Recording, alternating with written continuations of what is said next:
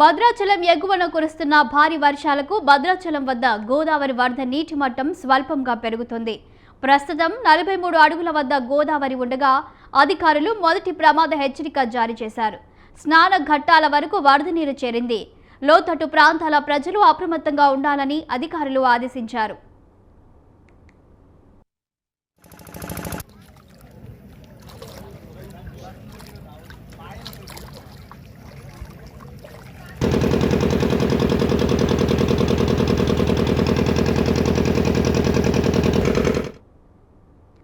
దుమ్ముగూడెం మండలంలోని పర్ణశాల రామాలయ స్వామివారి నారచిరల ప్రాంతం వరద నీటితో నిండిపోయింది.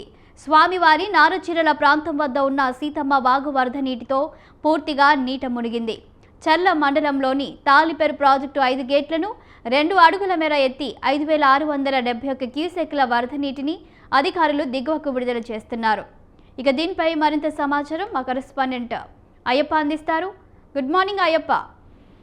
Good morning Shalini. గత 4 రోజులుగా కురుస్తున్నటువంటి భారీ వర్షాలకు గోదావరికి వరద నీరు అయితే వచ్చి చేరుతుంది. అయితే నిన్న సాయంత్రం వరకు 37 అడుగుల వరకు నీటి మట్టం క్రమంగా ఉదయం 8 గంటల ప్రాంతాల సమయంలో 43 అడుగులకు చేరుకుంది. దీంతో అధికారులు మొదటి ప్రమాద హెచ్చరిక జారీ చేశారు. మరో 5 అడుగులు చేరితే రెండో ప్రమాద హెచ్చరిక జారీ చేసే అవకాశం ఉంది కూడా అధికారులు చెబుతున్నారు. ముందస్తు చర్యల్లో భాగంగా అయితే అధికారులు ముంపు ప్రాంతాల ప్రజలను ఇప్పటికీ అప్రమత్తం చేశారు. ఎందుకంటే ఆగస్టు నెలలో వచ్చే వరదతోటి లోతట్టు ప్రాంతాలు మునిగే అవకాశం ఉంది. ఎందుకంటే ఇప్పటి వరకు జూలై నెలలో మొదటి ప్రమాద హెచ్చరిక రాకపోవడంతో ఆగస్టు నెలలో ఈ రోజు మొదటి ప్రమాద హెచ్చరిక అయితే జారీ చేశారు. దీనికి ప్రధానంగా ఛత్తీస్గఢ్, ఇటు ఒరిస్సా ఎగువన కురుస్తున్న భారీ వర్షాలకైతే భద్రాచలం గోదావరికి వరద నీరైతే వచ్చి చేరుతున్న పరిస్థితి ఉంది. ఇప్పటికే తాలిపేరు 5 గేట్లు ఎత్తి దిగువకు అయితే నీటిని విడుదల చేస్తున్న పరిస్థితి నేపథ్యం లోతట్టు ప్రాంతాల ప్రజలు అప్రమత్తంగా ఉండాలని కూడా చెబుతున్న పరిస్థితి ఉంది. వరద నీటితో ఇప్పటికే ముంపుకు గురైన రామాలయం పరిసర ప్రాంతాల్లో అంటే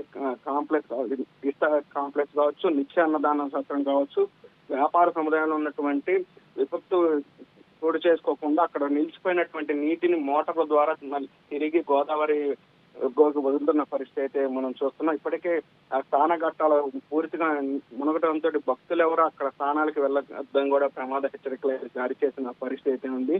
మరోవైపు 2 రోజుల పాటు భారీ వర్షాలు కురిసే అవకాశం నేపథ్యంలో అధికారులు అయితే ఇప్పటికీ అప్రమత్తమయ్యారు.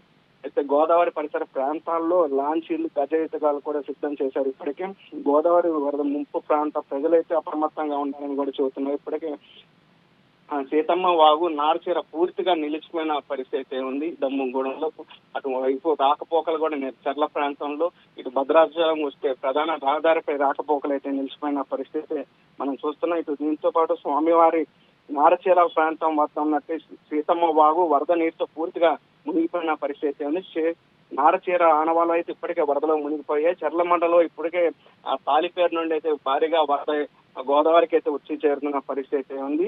ఏదేమైనప్పటికీ ఇప్పటికే ప్రాజెక్టుకి 5600 క్యూసెక్కుల నీరు దిగువకి గోదావరికి అయితే విడుదల చేస్తున్న పరిస్థితి ఉంది. మరింత పెరిగితే 48 అడుగుల వద్ద రెండో ప్రమాద హెచ్చరిక జారీ చేస్తారు శాలిని. ఎందుకంటే ఆగస్టు నెలలో అంటే ఇప్పటికే గోదావరి పరిసర ప్రాంతాల ప్రజలైతే ఆందోళన వ్యక్తం చేస్తున్న పరిస్థితి ఉంది శాలిని.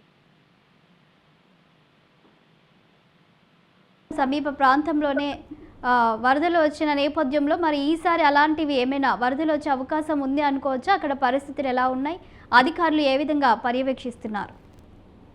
వాస్తవంగా అయితే జూలై మాసంలోనే మొదటి ప్రమాద హెచ్చరిక జారీ చేయాలి. కానీ వర్షాభావం తక్కువగా ఉన్న నేపథ్యంలో ఇప్పటికి వరద నీరైతే గోదావరికి చేరిన పరిస్థితి జూలై మాత్రమే అయితే ప్రస్తుతం ఆగస్టు వచ్చేసరికి గత చరిత్ర చూసుకుంటే మాత్రం ఆగస్టు నెలలో అత్యధికంగా వరద వచ్చే అవకాశం ఉంది. దీంతో పాటు ఎందుకంటే గతంలో 73 అడుగులు చేరుకోవడంతో చుట్టుపక్కల ఉన్నటువంటి పూర్వంపాటు ఇప్పుడు మరుగురు పరిసర చర్ల ప్రాంతాల్లో పూర్తిగా లోతట్టు ప్రాంతాలు మునిగిన పరిస్థితి అయితే ఉంది.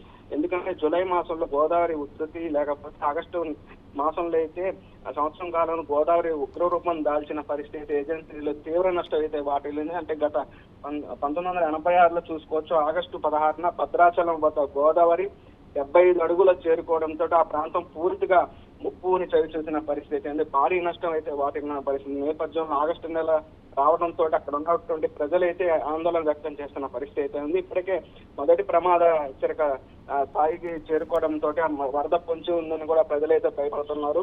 ఈ నేపథ్యంలో అధికారులు అయితే అప్రమత్తమైన పరిస్థితి అయితే ఉంది. ఒకసారి పరిశీలిస్తే ఇప్పటికే జూలై మాసంలో 14 సార్లు మొదటి ప్రమాద హెచ్చరిక అయితే జారీ చేశారు. కానీ ఈ సంవత్సరంలో ఇప్పటికి జూలై మాసంలో అయితే మొదటి ప్రమాద హెచ్చరిక జారీ చేయని పరిస్థితి అయితే ఉంది.